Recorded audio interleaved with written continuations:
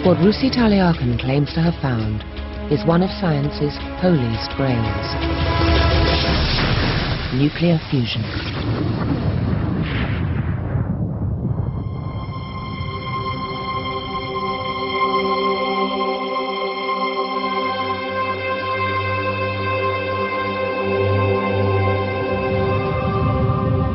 Nuclear fusion is nature's atomic power. At the core of stars like our Sun, conditions are so hot and so extreme that atoms of hydrogen are forced together until they fuse.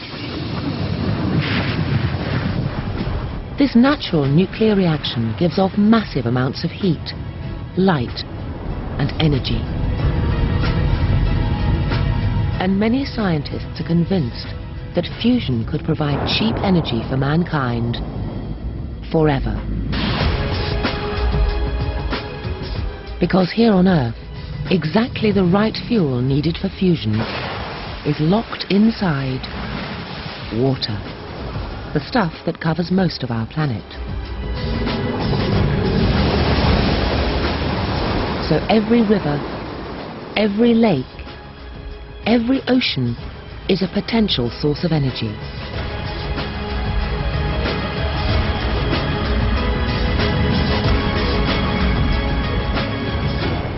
Enough for everyone on the entire planet for millions of years.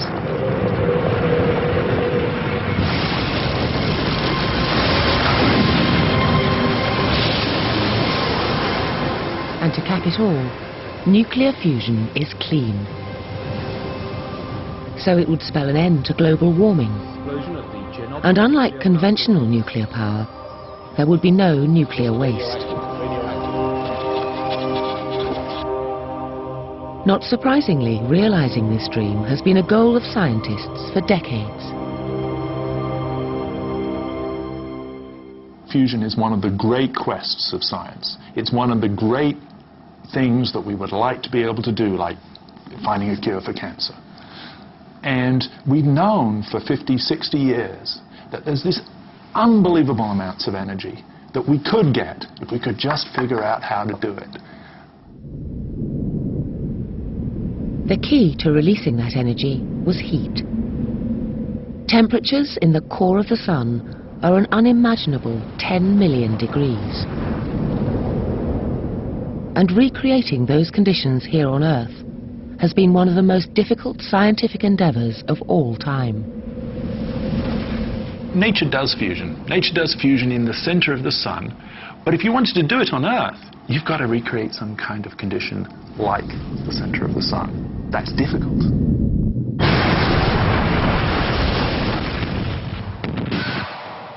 For over 30 years, and at a cost of billions, mammoth fusion machines were built to try and achieve this goal. But the experiments always used up more energy than they ever produced. 10, 9. Until in 1991, a team at this laboratory in Oxfordshire finally succeeded in producing enough energy to light up a few houses. 0.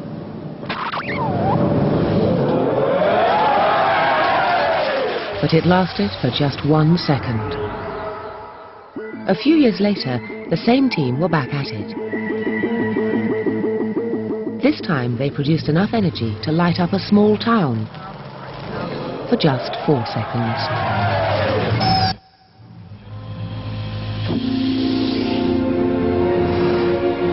These bursts of energy were so short-lived that fusion scientists had to admit that the practical reality of a world with unlimited clean energy was still as far away as ever.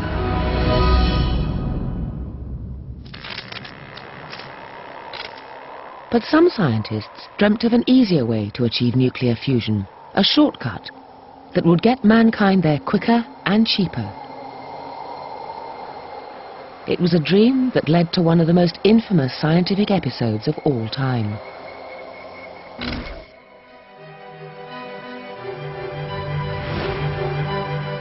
On the 23rd of March 1989, Professor Martin Fleischmann made the most extraordinary claim. that he and a colleague, Stanley Pons, had discovered a simple way of doing fusion that didn't seem to cost the Earth. It was called cold fusion. Well, the belief is that in order to create fusion, we have to slam two atoms together. Bang, we have to slam them together. And that has been the background to the attempts to create hot fusion. And what we were saying is, no. It may be that you can achieve fusion under much milder conditions. What they had done seemed truly revolutionary. They had taken a test tube of the fuel for fusion, a type of hydrogen called deuterium, passed a simple electric current through it, and made the atoms fuse together. Nuclear fusion seemed to be happening almost effortlessly in a test tube, and it caused a sensation. Two scientists are claiming a breakthrough in the production of energy by nuclear fusion, the same process that powers the sun. It's been a dream of scientists for Dr. Pons decades. is an instant celebrity here. Pons and Fleischmann became household names, as the idea of a cheap solution to all of mankind's energy problems caught the world's imagination.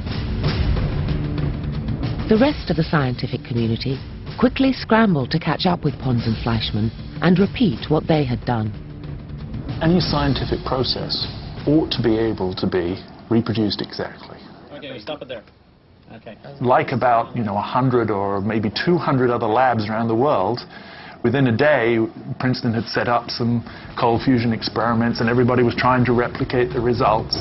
Several hundred research teams around the world have been trying to prove the cold fusion theory. The country has been rushing to replicate and test the results of an apparently successful nuclear fusion experiment. Could be $100 million worth of research was done in a couple of weeks.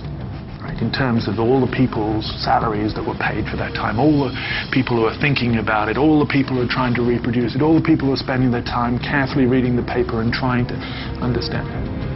The world waited expectantly to see if the results could be reproduced. And to begin with, it seemed to go well. Scientists at the University of Texas say they've repeated the experiment which claims to create nuclear fusion at room temperature. 109, okay.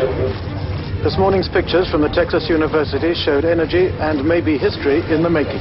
Minus 3.1, 44.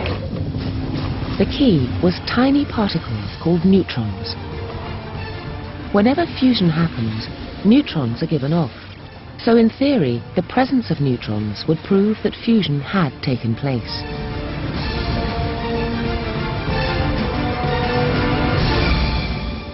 But there was a complication.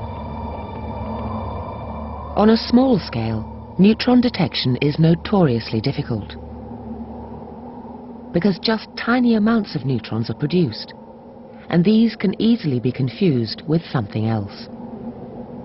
Naturally occurring background neutrons produced by the sun and found all around us here on Earth. And as neutron readings were double-checked, the picture began to change. Britain's leading atomic scientists have poured cold water on the idea of cold fusion. British scientists who've carried out extensive tests say there's no evidence that it works. This would have been a very significant discovery, and we're very sad that we've put all this effort in and failed to find anything. Most groups across the globe eventually agreed that all they could find were background neutrons. But it had taken several months and cost millions of pounds to reach that conclusion. With no fusion neutrons, whatever was happening simply couldn't be fusion.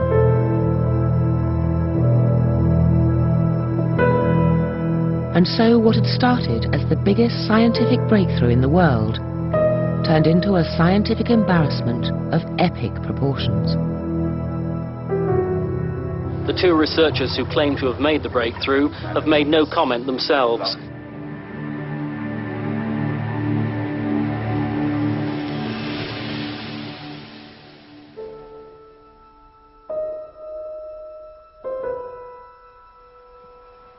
there was a conflict situation